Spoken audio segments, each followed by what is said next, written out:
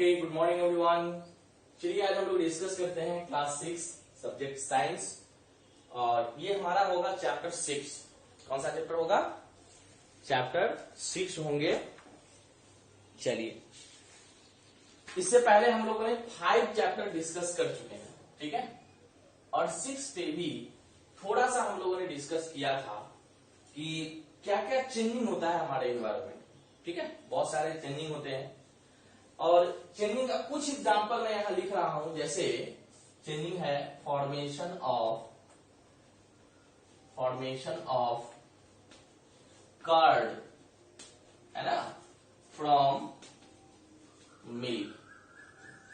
Clear? ठीक है। कुछ इसमें बहुत सारे एग्जांपल हम लोगों ने देखा था कि क्या क्या चेंजेस होते हैं, but according to your books आ जाइए तो कुछ ऐसे चेंजिंग हमारे बुक्स में लिखे हुए हैं, है ना। Formation of curd from milk, cooking of food, है ना, cooking of food. Clear? Next है बर्निंग ऑफ फ्यूल।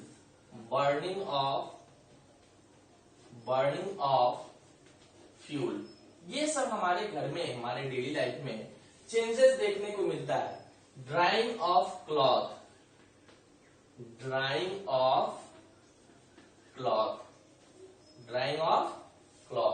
उसके बाद रस्टिंग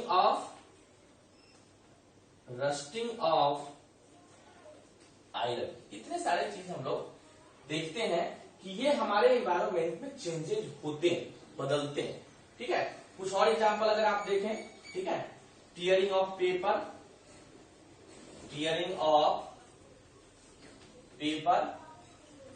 ठीक है, tearing of cloth,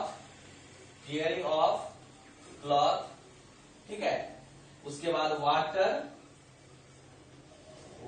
change into ice. ये सब चेंजेस हमारे डेली लाइफ में देखने को मिलता है, ठीक है। बहुत सारे चेंज को हम वापस ले आते हैं, बहुत सारी चीजें नहीं आते हैं, ठीक है। अब आपसे एक क्वेश्चन मैं पूछता हूं, अगर आपसे पूछा जाए कि व्हाट इज चेंज, ठीक है, व्हाट इज चेंज, ये क्वेश्चन अगर ऐसा पूछ दिया जाए तो आप क्या लिखोगे? अगर एग्जामिनेशन में पूछा जाए तो चेंजिंग अगर पूछा जाए, सिर्फ आप ओरली अगर पूछ रहे हैं तो क्या बताओगे? कि ऐसी कुछ बदलाव आ जाता है जो पहले उसमें मौजूद नहीं था, अब आ गया, ठीक है, एक या एक से ज्यादा आ गया, तो उसको हम लोग क्या कहते हैं? चेंजिंग कहते हैं। लेकिन एग्जामिनेशन में आप लिखोगे कैसे? तो इसके लिए लिखने के लिए क्या करता है, वेन, क्या लिखेंगे? वेन, इसको नोट कर लेंगे आप, ठीक है। When one or more properties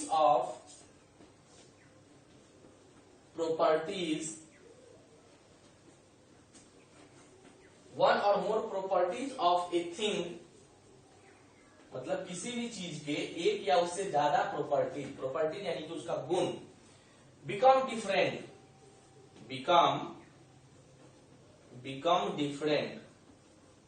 ठीक है, become different, ठीक। we say that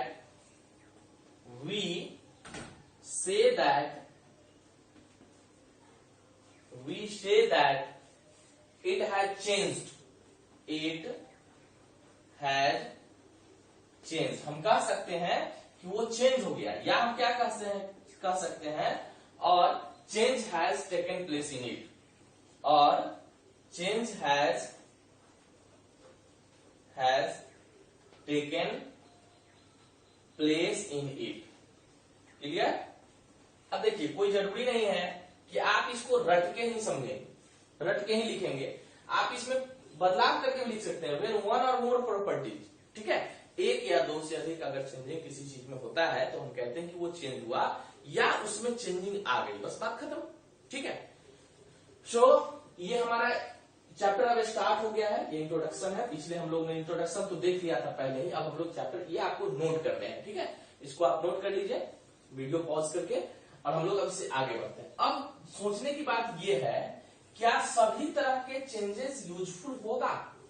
जितने भी चेंजेस आप देखे हैं, क्या सारे के सारे चेंजेस अच्छी बात है? आप दूध से दही बनाना चाह रहे हैं तो अच्छी बात है, लेकिन अगर ऑटोमेटिक बन गया, अपने आप दही बन गया, तो क्या वो अच्छी बातें हैं? नहीं। तो हम क्या कहेंगे? सम चेंजेस आर, है ना, some changes are beneficial, beneficial, ठीक है, वेयर एज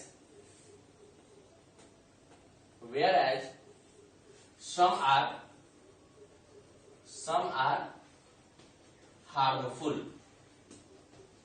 ठीक है, हार्मफुल।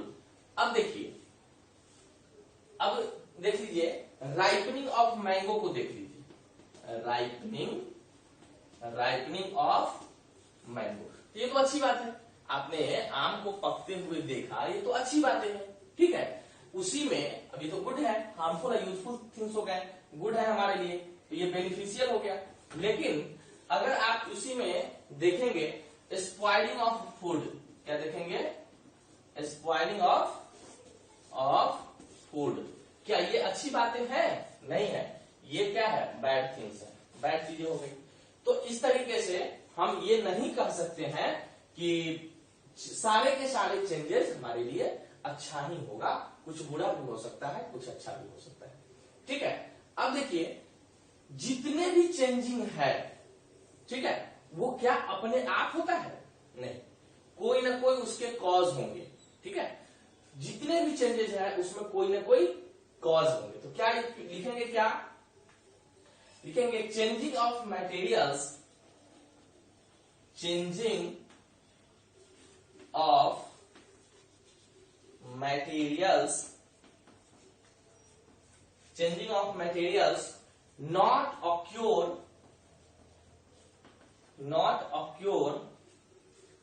ठीक है, in its own,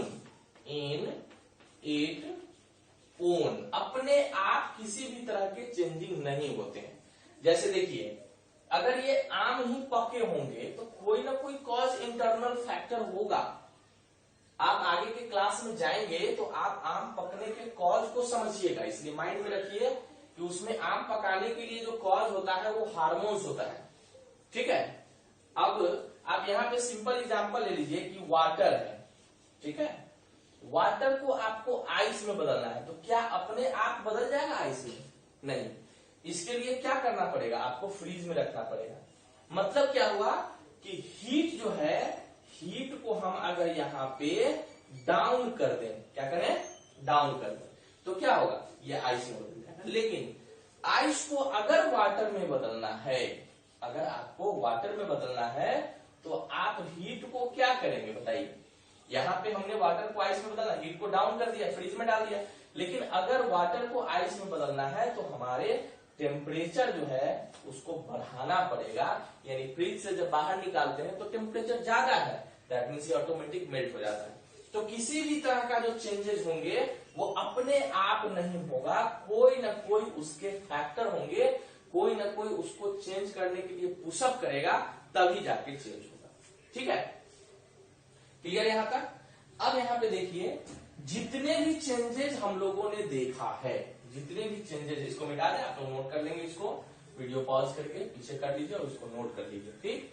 और एक चीज और ध्यान रखिएगा कि जितने भी पॉइंट्स हम लिखा रहे हैं, ये सारे के सारे हम लिखा रहे हैं। अगर आपको वीडियो नहीं समझ में आ रहा है तो आप इसको दूसरी बार देखिएगा, उसके बाद भी नहीं समझ में आए तो हमसे आप क्वेश्चन पूछिएगा, मैं अपना नंबर भी आप लोगों को दे चुका हूं। और ये इसलिए भी जरूरी है कि देखिए, स्कूल अगर खुलता है तो लेट से खुलेंगे, अब पता चलेगा कि फिर से अगर क्लासेज स्टार्ट होंगे तो कितना समय लगेगा।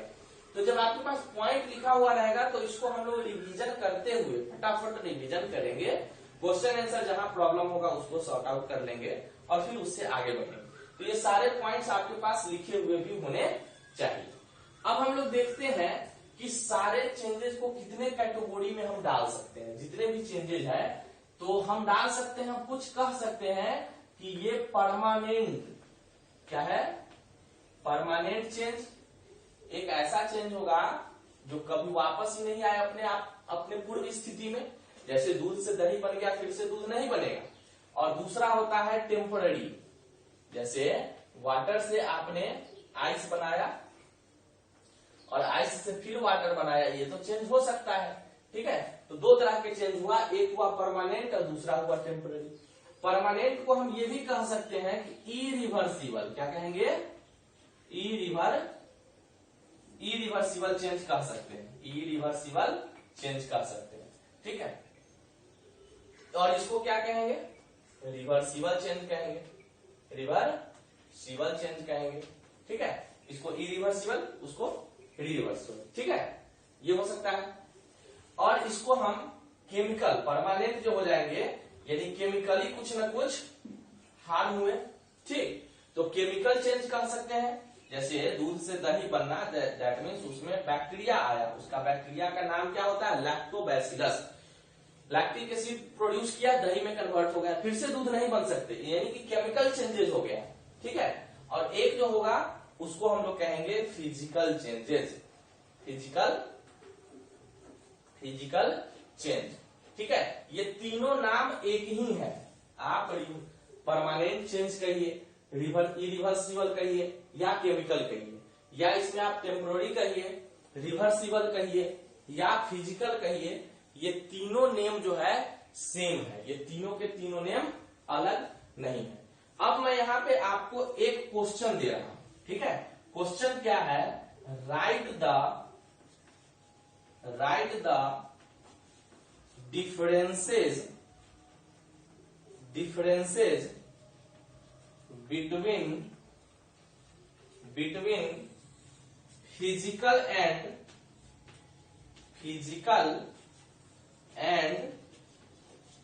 chemical change, ठीक है, chemical change, physical and chemical change. तो ये आप बताइएगा। और पिछले बार हम क्वेश्चन भी दिया था आपको कि आप इन्वायरमेंट का लिस्ट बनाएंगे, बहुत सारे लोगों का लिस्ट आया है, ठीक है, बहुत अच्छी बातें हैं, और बहुत कम लिस्ट आया है, ठीक है।